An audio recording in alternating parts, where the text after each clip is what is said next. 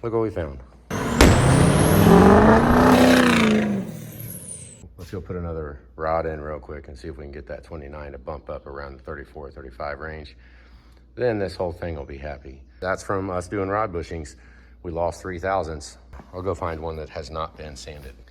Somewhere over here in our box of rods.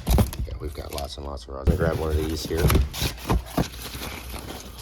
This is what we expect when we look at those reman rods. Yes, that right there.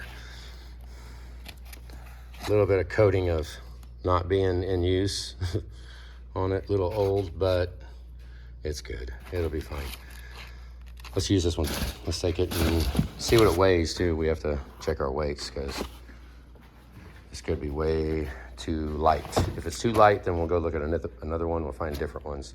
We need heavier ones so we can make them lighter. If we have this one and it's too light, well, we can't add to it, so let's do it. So we're not touching anything with the balance. This was his number 1. And this small end is half a gram lighter than this small end, so we're gonna ride with it. All right, we fixed it. Well, it's 34, but it's 35. So cylinder 1 is now 35 with a new rod.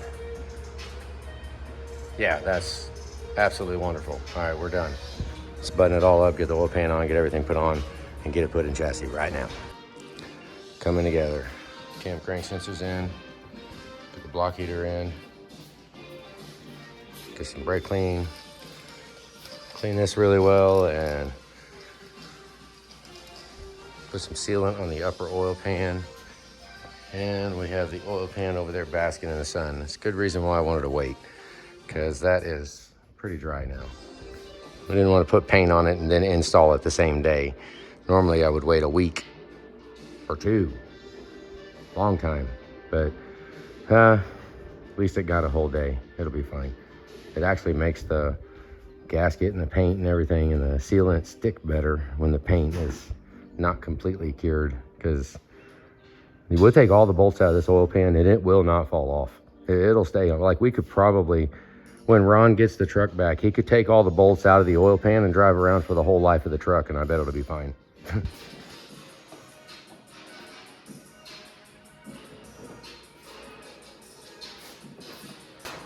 Right now.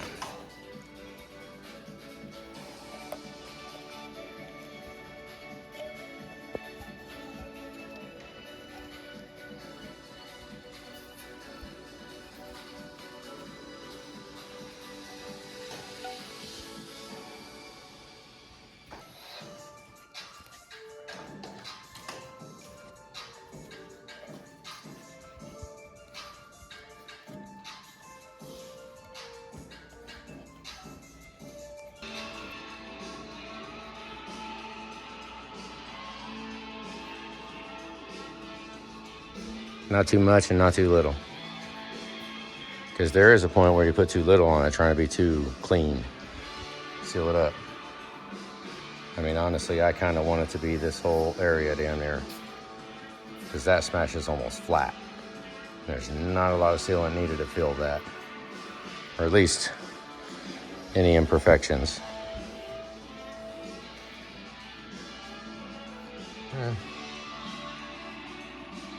It's not that much.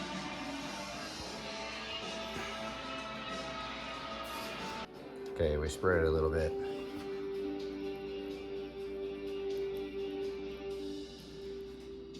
Yeah, there's not too much on there.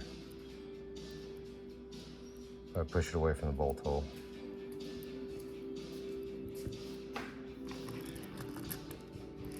Yeah, let's put it on there. Look at your bolt holes here. You can lower it down by these 2 holes only. Touch it right there. And I'm still hovering. You see it? Now I lower it down all slowly. Kind of weasel it around a little bit. Holes lined up? Mm-hmm.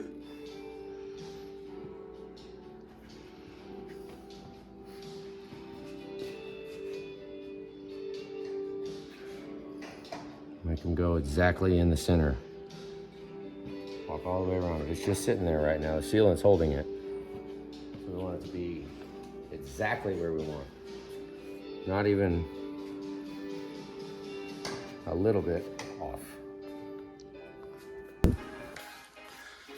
Okay, it's all tight. Now I painted the surface where the ceiling is right here. And we're gonna try and put a Fumoto valve on it, leave it completely loose because I don't want the paper up against this paint. It's not cured yet. So as we put oil in it, well, this will flip upside down and then that paper gasket will no longer be touching the paint. And then oil will leak out of it and it'll get the paper gasket wet because I like to put the paper gasket on with oil, have it oily. But right now I don't want to put any oil on until the paint cures. So we're just gonna kind of let it just hang out there, leak a little bit, get the paper gasket wet. Yeah. But now we're flipping it over. We're done. That's the last part. Block heater, crank sensor, cam sensor, no block drains. I don't put those in yet. Front and rear covers, flip it over and then we'll do oil pan or crank seals, oil pump, all that stuff. We are very, very close to going in chassis. Very close. So let's go ahead and get it on. Let's get it over.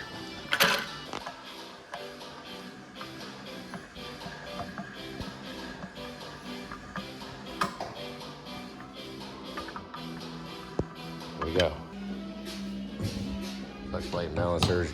Julie's getting set up for crank seals, oil pump, regulator, balancer, flex plate. Man, we're about there.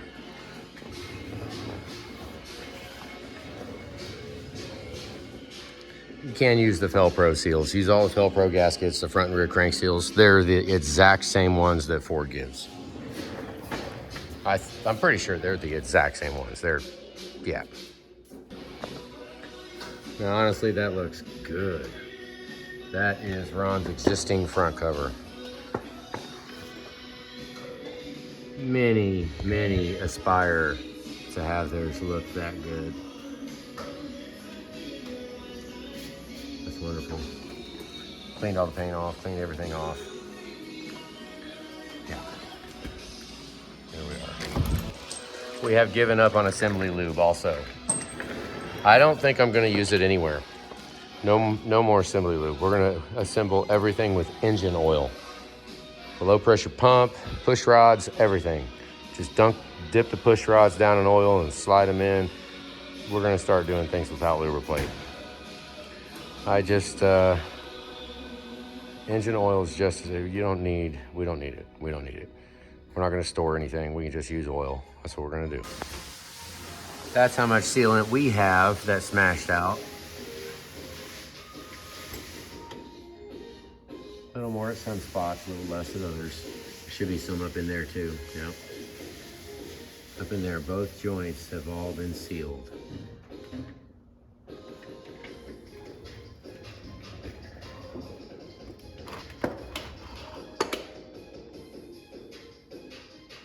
A little conservative on this side, didn't we? And I'm pretty much about perfect on this side. In here, all that's sealed up and disgusting and nasty and glued together. That's what you gotta do. So you want it to not leak. Over here, you've got a little bit left on the starter that I normally just leave it, and then I run a razor blade along this plane right here. Run a razor blade. Once it cures and it's all the way dry, just hold it and swipe it along there. That way the starter goes in nice and good. Do not leave that in there. Otherwise the starter's gonna not bolt up and smash that in and be all screwed up. I know people have done that before, and that's how you break bolts in your starter. Oh, I just touched the sealant. But yeah, cut that off, don't forget. Honestly, I freaking love that paint. We did not have enough of it, but I love that paint. That is freaking awesome. I like that color. See, I missed a lot. Which y'all go back. When it's hanging, I think we're gonna dig and see if we have some other paint. And once I take the engine stand off and it's hanging from the crane, I can touch off a little bit, touch up. I like the color though. It's nice, it looks like an engine block now. All right, if any of you ever wondered what I feel the easiest way to put this on, see the center set the center on, okay, it's locked on, it's outside of it. Now you can come at the bottom and you can line that up. You see now I'm meshed, and now you can just push it right in. Bam, there you go. Now I do not seal this. This is rubber gasket on aluminum, on the aluminum housing on the cover. I've never put sealant on it. I don't really want to put sealant on it. It's too many moving parts right here. So, I mean, I've never had a problem with them leaking, but I do not seal that. That is just, but I oil the gasket. There's oil on the surface, and then I bolt it up. So I've always done it. It won't seal if you don't put the National up. Okay, now when you come to the rear, you need to put the patent going up. Make sure that you can read that you do not disassemble that crank seal. Put you a little bit of soapy water around the perimeter of that. Nothing on the crank, and run it in.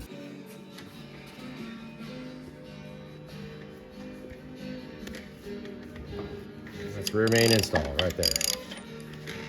But then now you have to wash it. That soapy water, if you don't keep it clean, you'll find your rear main tool after you do about 350 rear mains, then you're gonna have rust all over this because you don't clean it off from the soapy water. So that's, I mean, because right now you'd want to go put this in the box and put it up, and that little bit of soapy water that's around the perimeter there, you better get that off. You can tell this has been plagued before with put up in a hurry with all the soapy water on it. Come back and get it the next time for the 351st rear main seal you put in, and then it's going to be all rusted and nasty and disgusting, and then you try to push it on there and it's all nasty. I'll put the adapter flange on, flex plate, and then I'll put a bar in the hole of the flex plate, and that lets me torque both of them. Torque the balancer and the flex plate at the same time. I've already went around, oh, I missed one. I'll go around in a star as long as I can stand it. Kind of like a clutch is how I look at tightening this. I don't really keep track. I go until I'm sick of going, and then I'll run a circle and make sure it's good. Oh. But sometimes these are really weird. You'll torque it, and we're pushing the limit. At 69 foot-pounds, we're pushing the limit of what this bolt can hold. So there are some bolts that you can actually feel it start to stretch before you actually hit 69. So you just pay attention, and if they start to stretch, then you just need to leave it alone. I really do feel we're just about where it can't handle it no more. See, like that one? That one's just, there you go. It's very, very hard to get to these bolts, so it's worth it to not get in a hurry. Just go around and tighten it like a pressure plate. That's what I mean. It is, I have seen lots of these flex plates break. That's not to say tightening it up is the reason, but who knows. I put that bar in there. Now when I'm going this I'll lightly tighten one, hit another one until it starts to move. So it starts to right there, bar the engine over, and then come over here and I put my hand on there, hold that bar straight, and bam, it makes contact. Now I can come up here and it won't move, and I can hit 50 on each one. Right there, there. Now we get a paint pen. And I'll draw a line straight up and down. Now, you make all those lines go sideways. And that's how you handle the 90 degrees. I actually do it with the torque wrench off. I don't even need it on. It's pretty easy. Just go here and here. Bam. Maybe a little bit more.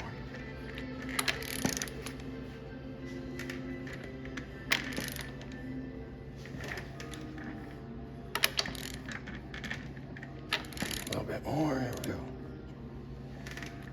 Just like that. Balancer's done. And that concludes the engine building assembly portion of our video here. We are done. Let's put the lifting bracket on, get the fake engine out, get the engine mounts on, touch up a little paint. Whew, okay.